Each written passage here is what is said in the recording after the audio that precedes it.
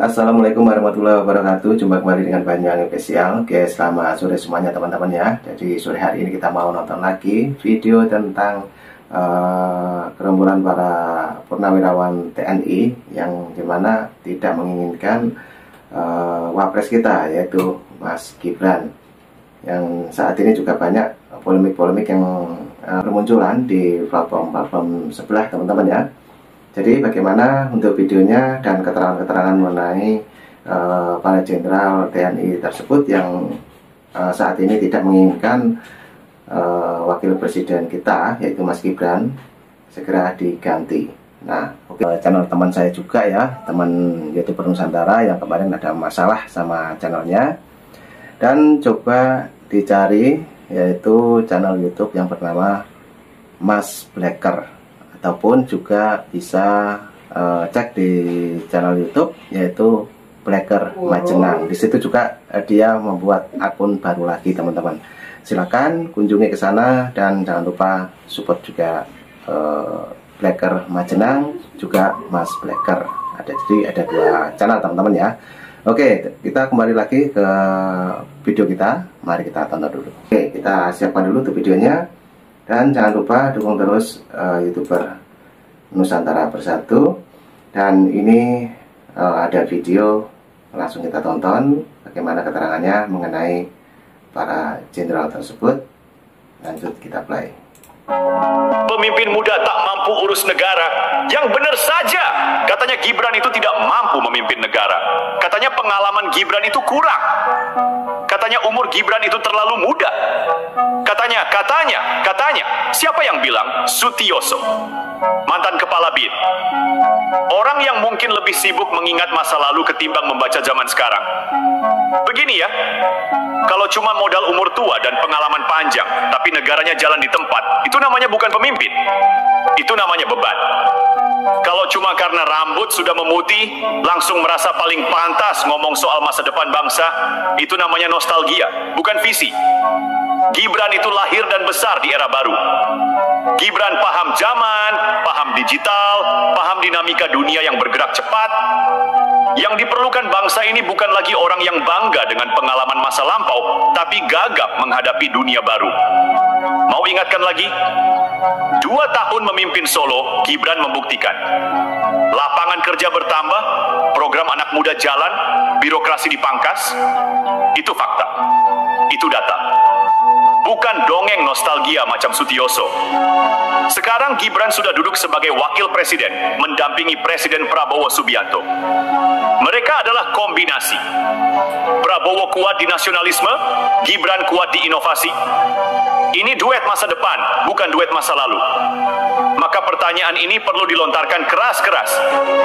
Yang mempertanyakan kapasitas Gibran itu sungguh peduli pada bangsa, atau sekadar sakit hati karena tidak kebagian tempat di puncak kekuasaan?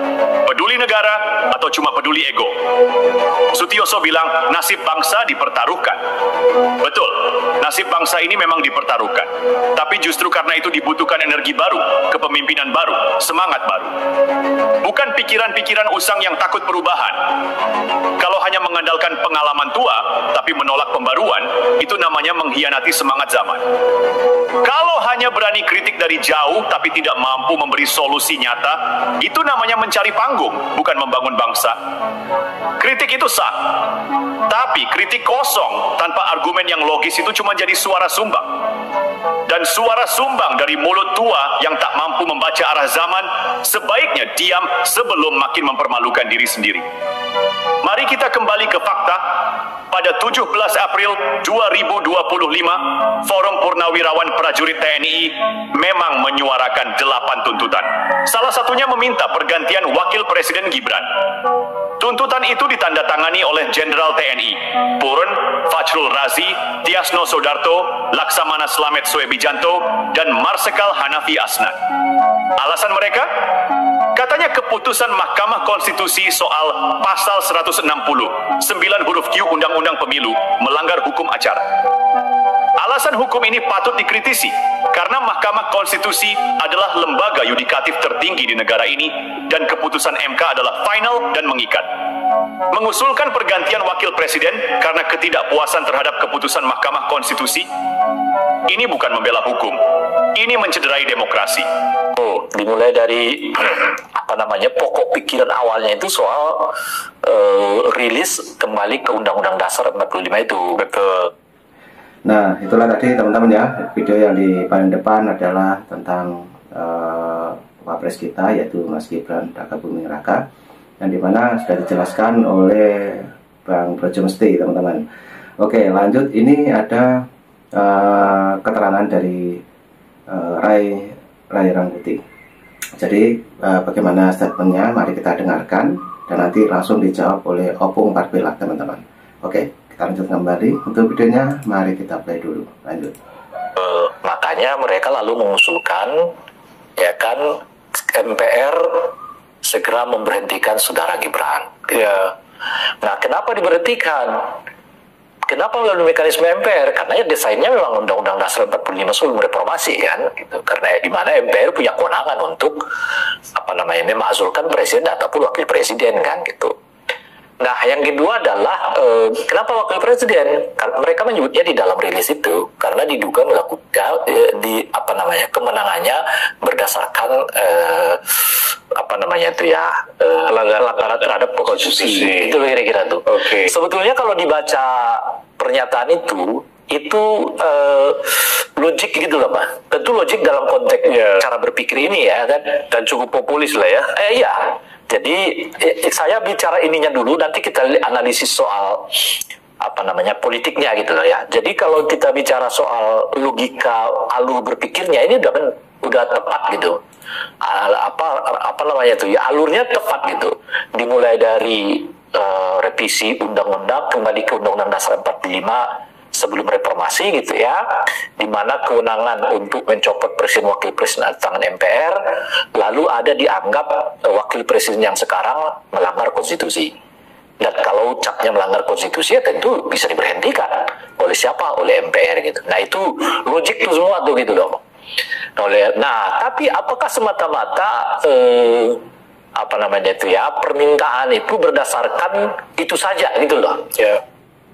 Nah, ini statement dari Ray Rangkuti, teman-teman ya. Ini ada di salah satu podcast yang dimana untuk pembahasannya yaitu tentang Mas Gibran ataupun Wapres kita, teman-teman ya.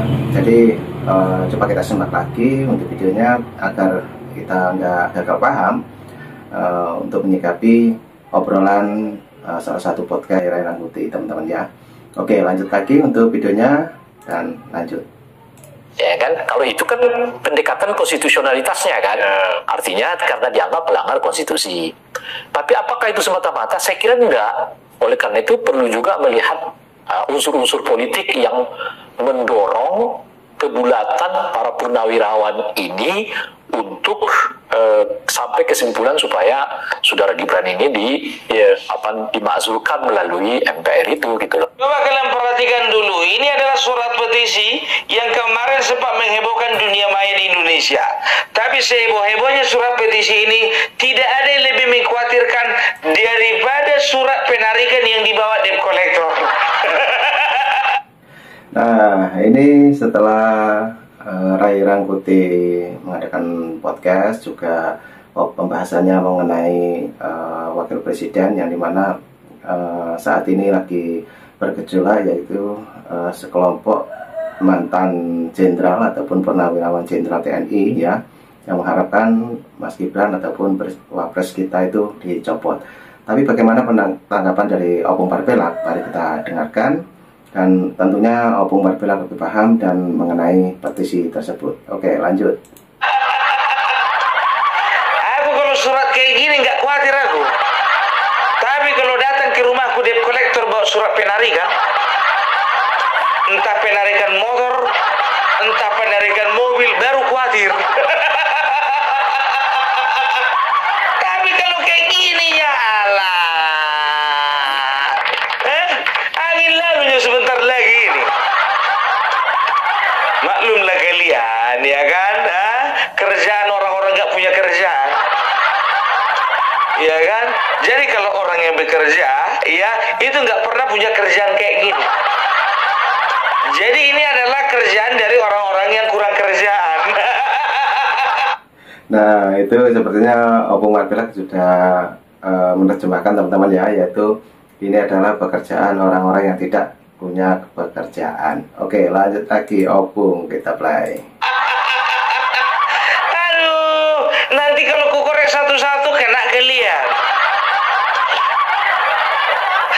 Ya, jadi aku agak ketawa. Aku jujur aja lo aku bilang ya minta maaf untuk kalian semuanya, teman-temanku dimanapun kalian berada. 1 minggu ini aku gak bikin video. Udah teriak-teriak, Opung banyak kali PR, ijazah palsu, surat petisi. Baru setelah itu Uni Lubis. Banyak kali PR ke rumahnya ya. Belum lagi sayembara 16 miliar. Inilah dia tempat yang kurindu-rindukan. Kita kembali lagi ke surat petisi. Terbitnya surat petisi bulan 2, hebohnya sekarang. Bulan Februari terbit, hebohnya bulan April. Sebelum lebaran udah ada di surat. Tanda tanya dong. Kenapa terbitnya kemarin nggak heboh, sekarang baru heboh? Kerja siapa ya? Ada nggak kerja sebuah partai ini pun? Kayaknya ada sih. Kayaknya partai mana pun udah tahu lah kalian itu. Aduh, ya. Jadi kita akan bahas dulu ya apa-apa aja isi ya daripada petisi-petisi yang kurasa adalah petisi yang nggak masuk akal. Ini semuanya petisi-petisi ngelindur. Ya, petisi yang nggak masuk logika. Dan petisi ini cocoknya itu dibaca oleh seseorang yang menamakan dirinya City of Ghost. Motivator lintas benua. Ya, aku agak ketawa aku ngelihat bapak-bapak purnawirawan ini. Jujur aja gue bilang, kok mau mereka menyamakan diri sama si Amin Rais? Cuma beda background. Kalau mereka ini background daripada TNI, yang satu lagi background dari motivator lintas benua. Tapi kok ujung-ujungnya semakin lama makin sama gitu loh, makin mirip. Ya makin mirip, kerjanya itu nggak logis. Suka kali mengerjakan sesuatu yang di luar nurul. Ayo kita lihat dulu ya apa isi dari petisi tersebut. Aku jujur aja dari kemarin gak aku baca ini, gak tertarik aku membaca ini sebetulnya. Karena mau dibahas gak dibahas, tetapi juga yang sebetulnya sebentar lagi dicuekin ini. Bayangkan kalian kemarin darurat demokrasi, lama-lama dicuekin. Najwa Shihab sekarang udah masuk ke TK-TK. Apa lagi Indonesia Kilap? Lama-lama lewat itu barang. Kemarin lagi ijazah palsu. Udah masuk satu-satu kan? Udah masuk satu-satu kan? Udah aku bilang dari kemarin itu, sebelum aku berangkat ke Solo jumpa sama Bapak Joko Widodo, Roy Panci itu bakalan masuk penjara duluan, ternyata benar. Percaya kalian sama A1ku daripada si bocor apa namanya? Bocor apa sih namanya? Botol halus. Iya. Harusnya A1 itu kalian harus lebih yakin daripada tempe. Nah, ini Opung bakal menerangkan satu persatu teman-teman ya tentang petisi yang dimana tadi juga di video paling depan itu disebutkan oleh Ray Rangkuti teman-teman ya. Jadi bagaimana keterangannya mengenai petisi tersebut, dan mari kita simak penjelasannya dari Opung Markelak. Oke, lanjut. Ya, jadi kita baca dulu ini ya. Berikut 8 sikap dari Forum Purnawirawan Prajurit TNI. Tapi jujur aja lu bilang ya, ini kan petisi dari prajurit purnawirawan TNI. Kenapa Polri nggak diajak?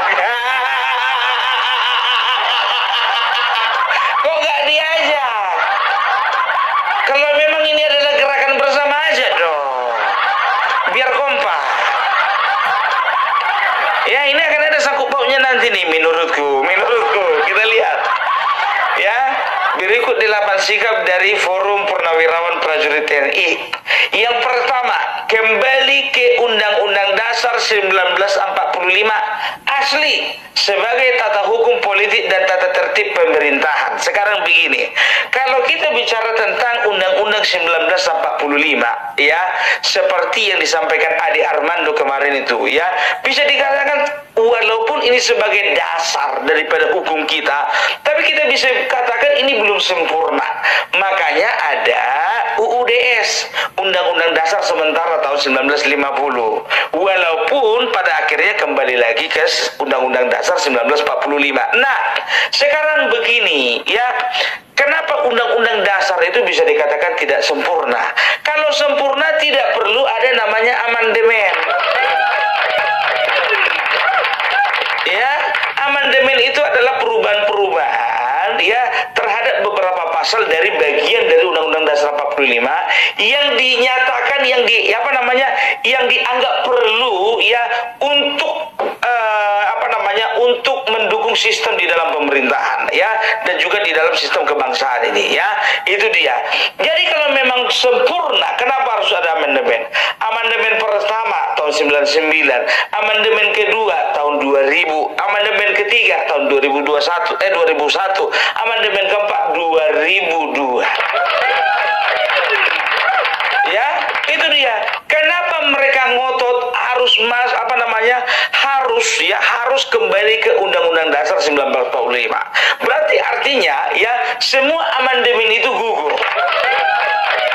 Harus digugurkan dong kalau berbicara tentang keaslian dari Undang-Undang Dasar 1945, ya. Kita akan melihat, ya, amandemen, ya, Undang-Undang Dasar 1945 amandemen yang pertama tahun 1999, ya. Amandemen pertama itu, ya, berisi tentang bagaimana membatasi kekuasaan dari seorang presiden. Itu yang pertama, ya.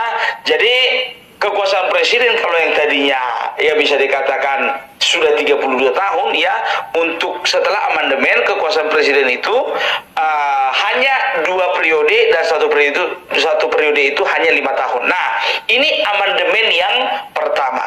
Kalau misalnya merujuk kepada Undang-Undang 1945 yang asli, berarti kita kembalikan saja bahwasanya, ya, presiden Indonesia boleh seumur hidup. Berarti ada niatan kalian. Berarti kalian gak suka kalau presiden itu hanya 2 periode. Ada rencana dari kalian kalau misalnya orang-orang kalian menduduki jabatan presiden, berarti kalian bisa 15, 20, 30, bahkan 35 tahun. Ya, itu dia. Ya, ini harus jeli, ya. Kita jangan cuma lihat bungkusnya saja, tapi kita harus kupas apa di dalam bungkusnya itu, ya. Kenapa harus kembali kepada Undang-Undang Dasar 1945 yang asli? Itu amandemen yang kedua. Berarti mereka, ya, berencana satu ketika presiden Indonesia akan kembali lagi seperti zaman Soeharto. Ya. Tidak lagi 2 periode, ya, bahkan bisa sampai berperiode-periode. Kan begitu. Nah, masuk kita lagi amandemen yang kedua, ya. Masih amandemen yang pertama, ya. Amandemen pertama juga mengatur bagaimana fungsi dari penguatan daripada fungsi DPR. Jadi, ya, amandemen yang pertama juga selain mengatur kekuasaan dari presiden, ya, amandemen pertama ini juga mengatur, ya, keseimbangan dari fungsi dari legislatif, yudikatif, dan juga eksekutif. Nah, sebelum amandemen, fungsi yang paling dominan itu eksekutif. Nah, setelah amandemen, ya, terjadilah sebuah keseimbangan antara eksekutif, yudikatif, dan juga legislatif. Jadi, ada rencana berarti dari kalian. Ketika kalian berada di kursi eksekutif, berarti kalian ingin mengembalikan kekuasaan penuh di tangan eksekutif. Hati-hati apa maksud dan tujuan dari mereka, karena kita tahu, ya, waktu Orde Baru, ya, kekuasaan itu kebanyakan dipegang oleh satu institusi tertentu. Kita tahu backgroundnya Bapak Soeharto dari mana. Nah, ya itu yang pertama. Mereka akan buat kekuasaan eksekutif itu kalau bisa selama-lamanya, dan mereka akan kebiri ya fungsi daripada legislatif dan juga yudikatif.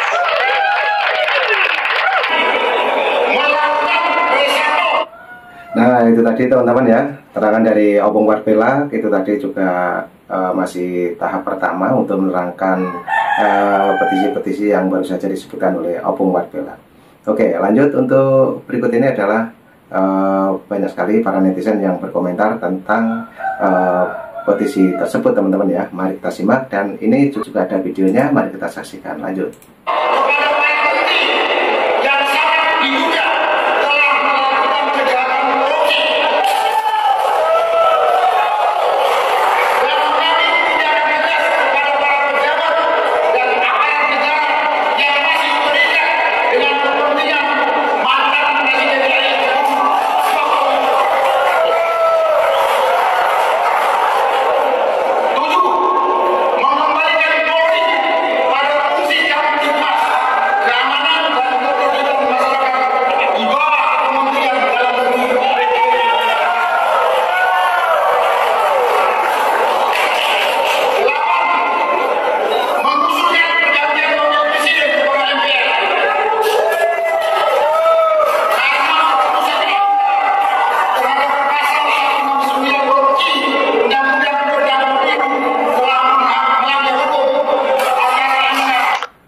Presiden Jokowi terekam tidak menyalami Wakil Presiden RI ke-6 Tri Sutrisno saat menghadiri peringatan HUT TNI ke-79 di Monas, Jakarta Pusat, Sabtu 5 Oktober 2024. Dalam video yang diunggah oleh akun YouTube Puspen TNI, tampak Jokowi menyalami sejumlah tokoh yang hadir seperti dua mantan Wakil Presiden yakni Yusuf Kala dan Budiono. Kemudian Jokowi melintas di depan Tri Sutrisno yang sudah berdiri bersama istrinya. Karena dilewati Jokowi, Tri dan istri kembali duduk. Jokowi malah terlihat menyambut tangan istri Presiden keempat, Abdurrahman Wahid atau Gus Dur, yaitu Sinta Nuriyah Wahid. Setelah itu, Jokowi tampak kembali ke tempat duduknya. Menanggapi viralnya momen itu, Deputi Bidang Protokol Pers Media Sekretariat Presiden Yusuf Permana mengatakan, Jokowi sudah bertemu dan menyapa Tri Sutrisno di ruang VVIP Room sebelum bertemu di mimbar kehormatan HUT TNI. Jadi menurut kalian, Presiden urusi ekonomi, Wakil Presiden urusi bidang lain. Tidak ada pembagian. Presiden itu memimpin eksekutif pemerintah utuh, Wakil Presiden membantu di sini. Jadi, in case nanti Presiden ini berhalangan, sakit atau mati, maka saya tampil sudah, harus mengawasi semuanya. Ya, gugatan boleh-boleh saja, tuntutan boleh-boleh saja, aspirasi boleh-boleh saja, tetapi harus sesuatu yang masuk akal. Tidak ada tanda tangannya. Saya nggak yakin kok Pak Tri bisa kejeblos seperti ini. Orang yang saya hormati loh, Wakil Presiden itu, Mantan Panglima ABRI, mantan Panglima, jenderal yang terganteng pada waktu itu. Ya, saya yakin ya kayaknya Pak Tri ini dijerumuskan. Lo bagaimana? dijerumuskan. Lebih ditelai guys ya, dengar nih. Kalau Mas saya kan tetanggaan kita. Menurut Bro Norman, Purnawirawan ini kan punya organisasi, kalau nggak salah namanya Pepabri. Pepabri, ya kan? Ada veteran juga ada. Ketuanya, ketuanya kalau nggak salah, kalau Pepabri ini kan Pak Agung Gumelar. Ya. Pepabri perlu membuat statement nggak? Nggak usah. Tambah keruh suasananya. Tambah keruh. Oh. Saya yakin Pepabri itu menyesali sikapnya Pak Tri, orang yang kita hormati, kok bisa kejeblos, kok bisa kegiring seperti itu, ya kan? Kalau ini benar, malu-maluin dia masuk kotak lah dah. Udah masa tua, namanya udah bagus, tiba-tiba ada kasus ini masuk kotak. Mudah-mudahan ini bisa dijernihkan kembali. Mudah-mudahan ada pernyataan.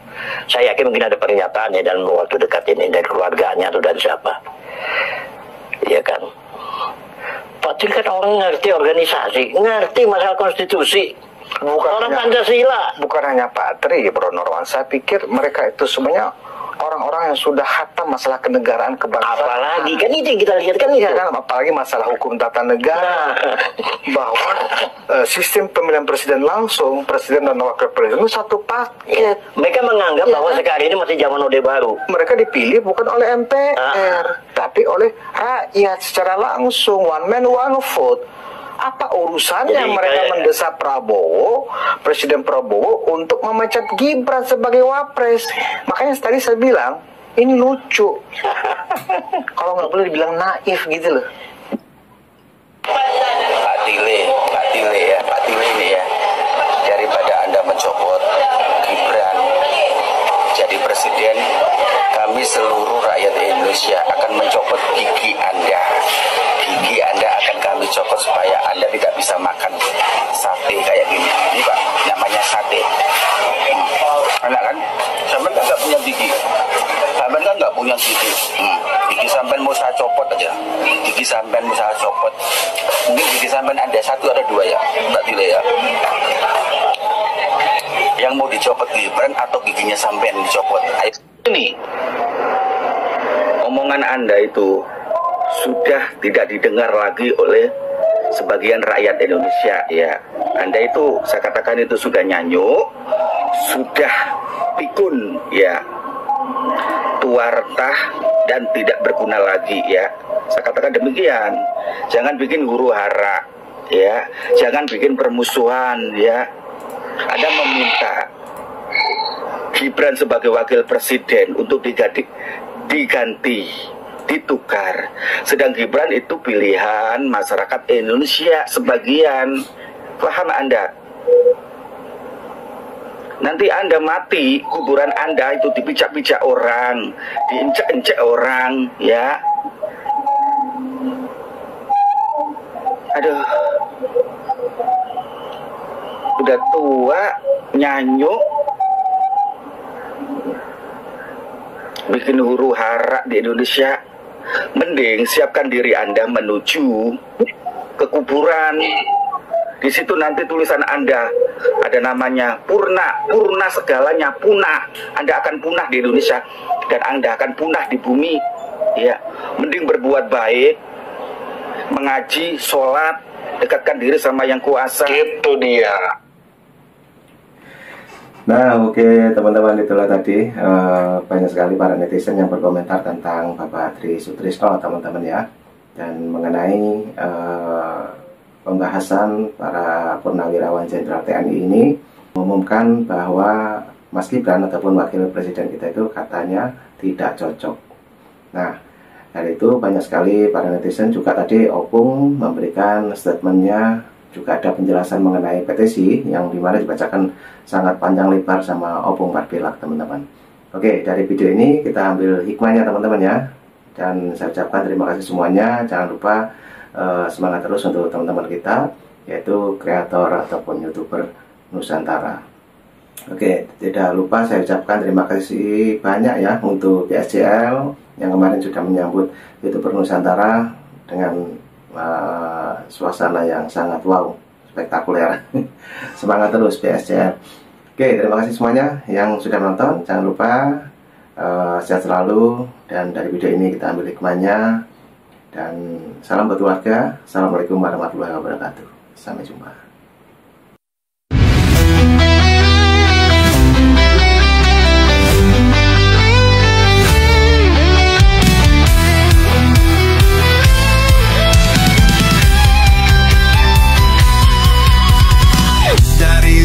Sampai ke timur, suara jujur kini bergema. Bukan cuma cari viewer, tapi kebenaran yang utama.